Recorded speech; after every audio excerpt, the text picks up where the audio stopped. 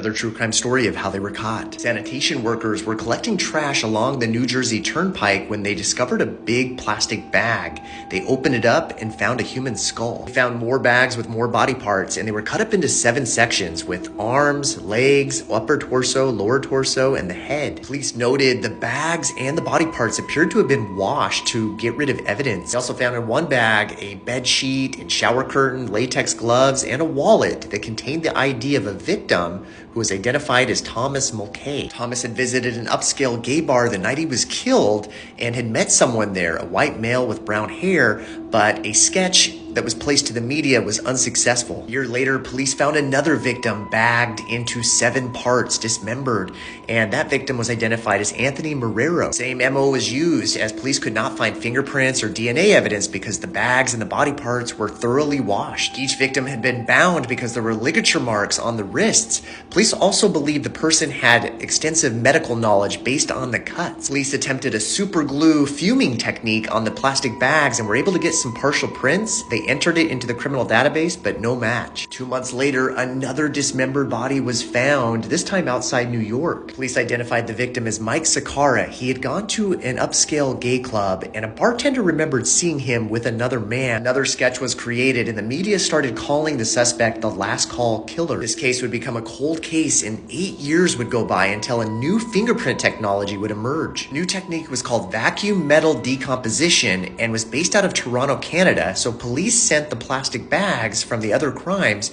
to their lab. The lab would turn gold into a heated gas and then expose it to vaporized zinc, which would create a clearer print for photographs. With better quality prints and sent out nationally, a lab in Maine would identify the prints to a suspect. The prints came back to a man named Richard Rogers, and ironically, he was actually charged with a 1973 murder of his roommate, but was acquitted because of self-defense. Search of Richard's home revealed he had a bottle of Versed, which was a common date rape drug. Carpet fibers from his house were consistent with those on one of the victims. They also found similar plastic bags in his home. They learned he had medical knowledge because he was a nurse in New York. They also found passages marked in his Bible that talked about decapitation. Police believe it was a sexual motivation, and he would not talk to police, but he was given a life sentence, and that was how he was caught.